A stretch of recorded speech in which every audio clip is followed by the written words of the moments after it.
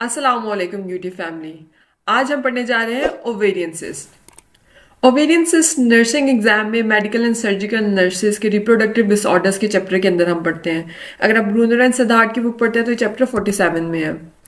अच्छा, ovarian cyst होता क्या है? एज इसका नेम सेल्फ एक्सप्लेनेटरी है। सिस्ट मतलब एक पॉकेट बन गई है जिसके अंदर कोई मैटर है, जो फ्लूइड है, पस है, ब्लड है, टिश्यू है, कोई भी इस तरह की सिस्ट बन गई है हमारी ओवरीज के ऊपर। That will be known as ovarian cyst. This is called as sac fluid with fluid. या ओवरी के ऊपर होगी, ओवरी के अंदर होगी, तो इसे क्या कहेंगे? ओवेरियन सिस्ट कहेंगे। अच्छा, इसमें क्या होता है कि जो हमारा ओवरी का साइज है ना, वो साइज इंक्रीज होता है। या तो ओवरी का हमें पता है एक नेचुरल साइकिल है जिसमें वो डिवाइड होती है बहुत ज़्यादा, मेंस्ट्रुअल साइकिल में, प्रेगनेंसी में और ये सारा कुछ। लेकिन अब ओवेरियन सिस्ट क्या है? एक एबनॉर्मल ग्रोथ है डिवीजन की वजह से, जिसमें एक टाइप है डर्मेटॉइड सिस्ट। इसकी मैंने एग्जांपल आप लोगों को दिखाई है कि ये यूट्रस है, ये एक राइट ओवरी है, और ये लेफ्ट साइड पे जो ओवरी के ऊपर डर्मेटॉइड सिस्ट बनी हुई है। अच्छा, कॉजेस क्या हो सकती हैं? कोई हार्मोनल इशू है, क्योंकि हार्मोन का एस्ट्रोजन, प्रोजेस्टेरॉन और डिफरेंट हार्मोन्स है जो ओवरी पर एक्ट करते हैं, और ओवरी भी मजीद हार्मोन्स बनाती है। ठीक है, तो इन सब का इफेक्ट आ सकता है ओवरीज के ऊपर, और वहाँ पे एक सिस्ट फॉर्म हो सकती है। प्रेगनेंसी एक बहुत मेजर रीजन है, क्योंकि प्रेगनेंसी में क्या होता है, वो ओवरी एक साइकिल से गुजरी होती है जिसमें डिफरेंट चांस होता है कि नॉर्मल डिवीजन के साथ अब नॉर्मल डिवीजन हो जाए और सिस्ट वगैरह बन जाए। इसके अलावा एंडोमेट्रियोसिस जो हमने पढ़ा, अगर आपने एंडोमेट्रियोसिस की वीडियोस नहीं देखी तो आप आई बटन को क्लिक कर सकते हैं और वो भी वीडियो देख सकते हैं।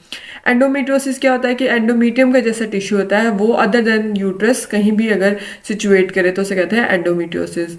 और ओवेरियन सिस्ट में क्या होता है कि एंडोमेट्रियोसिस सेल्स टिश्यूज की वजह से ओवरीज में सिस्ट बन सकती हैं। इसके अलावा अगर आपको पेल्विक में कहीं पे इन्फेक्शन है, वो इन्फेक्शन ओवरी तक स्प्रेड होती है, वहाँ पे इन्फ्लेमेशन होती है, पस बनता है, डिविजन्स होती हैं, एब्सेस बनती है, फिर पस फिल्ड सैक्स बन जाते हैं, फिर उसमें ब्लड होता है, उसमें क्लॉट्स बन जाते हैं। तो ये भी क्या है? एक कॉज है ओवेरियन सिस्ट की।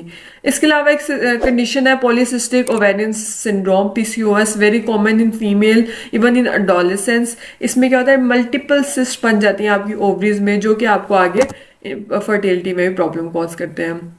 अच्छा, सिम्टम्स की बात कर लेते हैं कि कौन कौन से सिम्टम्स हैं जो ओवेरियन सिस्ट के साथ आते हैं। सबसे पहले तो क्या होगा, लोअर एब्डोमेन में प्रेशर फील होगा, ब्लॉटिंग होगी, स्वेलिंग होगी क्योंकि इन्फ्लेमेशन वगैरह हो रही है, पेनफुल बाउल मूवमेंट्स हो गए। अच्छा, ये अब सारी सिम्टम इस वजह से हो रहे हैं कि एक एबनॉर्मल, इसका साइज ना 1 सेंटीमीटर से 10 सेंटीमीटर तक जा सकता है। ठीक है, तो वेरी करता है, बहुत बड़ी विसिस्ट भी होती है, इससे भी बढ़ सकती हैं। लेकिन नॉर्मली क्या होता है, जैसे जैसे इसका साइज बढ़ता है ना, तो ये एबनॉर्मल मैस होता है, ये प्रेशर एक्सर्ट करता है सराउंडिंग एरियाज पे, जिसकी वजह से अगर साथ में बोवल है, कोई नर्व है सॉरी, तो उससे क्या होगा, ये पेन स्टिमुलेट होगा और फीमेल को लोअर एब्डोमेन में पेन फील होगा। बॉवल मूवमेंट्स में पेनफुल हो जाएगी क्योंकि उससे टच करके गुजर रहा होगा। पीरियड्स इम्बैलेंस हो जाएंगे क्योंकि डेफिनेटली अगर ओवरी नॉर्मल फंक्शन नहीं परफॉर्म कर रही तो फिर आपका मेंस्ट्रुअल साइकिल भी डिस्टर्ब हो जाएगा। अच्छा, जो ब्लीडिंग पैटर्न है वो भी चेंज हो सकता है, पेशेंट का हैवी की तरफ भी जा सकती है और लाइट मेनिस्ट्रेशन की तरफ भी जा सकती हैं। पेल्विक एरिया में पेन होगा। इसके अलावा पेल्विस में, लोअर बैक में, थाइज में, इन सब जगहों पे ये पेन रेडियस हो सकता है। हैवीनेस इसलिए होगी, एक्स्ट्रा मैस है, और फिर फ्रीक्वेंट नीड टू यूरिनेट और स्टूल। ये बहुत अर्ली सिम्टम है जो अक्सर फीमेल्स को आ जाता है इस तरह की कंडीशन में, कि उनको बार बार फ्रीक्वेंसी होती है यूरिन की और स्टूल की। बाद में पता चलता है कि उसकी कॉज ये थी। ठीक है, पेन ड्यूरिंग सेक्स भी इसका एक रीज़न है एबनॉर्मल मैथ्स की वजह से, और हार्मोनल फ्लक्चुएशन हो सकते हैं। इसके अलावा टेंडरनेस हो सकती है ब्रेस्ट में क्योंकि इफेक्ट ऑफ हार्मोन की वजह से। और इनफर्टिलिटी डेफिनेटली अगर ये बहुत ज़्यादा प्रोग्रेस करते हैं, सिस्ट का साइज इतना ज़्यादा हो जाता है कि जो ओवरीज है अपना नॉर्मल फंक्शन परफॉर्म ही नहीं कर सकते, वो ओव्यूलेट ही नहीं करते, ओवम रिलीज ही नहीं होता, तो वो फर्टिलाइज कहाँ से होगा, जिसकी वजह से इनफर्टिलिटी भी कॉज हो सकती है। अच्छा, डायग्नोसिस में हम कैसे करते हैं? डायग्नोसिस में सबसे पहले तो हम अल्ट्रासाउंड एग्जामिनेशन कर सकते हैं, जिसमें हमें एग्जैक्ट लोकेशन और उसका साइज पता चल जाता है, और ये भी आइडिया हो जाता है कि ये फ्लूइड फील्ड है या सॉलिड मैस है। इसके बाद हम ब्लड टेस्ट करते हैं। ब्लड टेस्ट में क्या होता है, CA-125 एक सब्सटेंस है जो कि जो हमारी ओवेरियन सिस्ट है ये नॉर्मली प्रोड्यूस करती हैं। अब CA-125 जो सिंपल ब्लड टेस्ट होता है उससे ये पता चल जाता है कि इसका लेवल कितना रेज है बॉडी में। अब नॉर्मली तो ये कैंसर और ब्रेस्ट CA में ये चीज़ रेज होती है, लेकिन ओवेरियन सिस्ट में भी ये रेज होती है, तो ये हमारे जो डायग्नोस्टिक हेल्थ केयर प्रोवाइडर है उनको पता चल जाएगा कि ये ओवेरियन सिस्ट का पेशेंट हो सकता है। Pregnancy test to check if the cyst is the outcome of early stage gestation. इसके अलावा हार्मोन लेवल के टेस्ट करेंगे कि हार्मोनल कॉज की वजह से तो नहीं कि इंसिस्ट बनी। एमआरआई करेंगे जिसमें हमें डिटेल्ड किस्म का एक एग्जामिनेशन हो जाएगी हमारी सिस्ट की। और लास्ट में बायोप्सी करेंगे। बायोप्सी एक नेक्स्ट इन्वेसिव प्रोसीजर है। पहले हम नॉन इन्वेसिव प्रोसीजर्स की तरफ जाते हैं, अल्ट्रासाउंड हो गया, ब्लड प्रेगनेंसी टेस्ट और इस तरह के टेस्ट होंगे। बायोप्सी में क्या है कि हम प्रॉपर टिश्यू रिमूव करेंगे और मतलब इंसिजन से या किसी स्टिन से, थिक बोर वाली से। उसके बाद हम उसको स्लाइड पे रख के अपने लैब्स में माइक्रोस्कोप में स्टडी करेंगे एंड देन हम देखेंगे इसमें कोई कैंसरस डेवलपमेंट तो नहीं होगी, कोई एबनॉर्मल ग्रोथ मेटास्टैटिक तो नहीं होगी। अच्छा, मेडिकल मैनेजमेंट में क्या है, इसमें ना डिफरेंट अप्रोचेज हैं, ठीक है, कि अगर तो साइज ज़्यादा है, ठीक है, तो सर्जिकली सिर्फ उस सिस्ट को भी रिमूव किया जा सकता है, ठीक है। सर्जिकल मैनेजमेंट की बात करें, अगर साइज बहुत ज़्यादा हो गया या फीमेल बहुत ज़्यादा प्रोग्रेस कर रही हैं तो फिर हम पूरी ओवरेक्टमी भी कर सकते हैं। लेकिन अडोलेसेंट फीमेल्स के लिए हम इस सर्जरी की तरफ नहीं जाते कि पूरी हम ओवरी रिमूव कर दें जिसके बाद फीमेल दोबारा कंसीव ही ना कर पाए। दूसरी चीज़ इसमें हम करते हैं जो नहीं करते, कि जो ओवरी है अगर उसमें, ठीक है, उसमें जो साइज है हमारा सिस्ट का वो इतना है कि वो रिमूव किया जाए तो उससे भी ठीक हो जाएगा, तो फिर हम वो कर लेते हैं।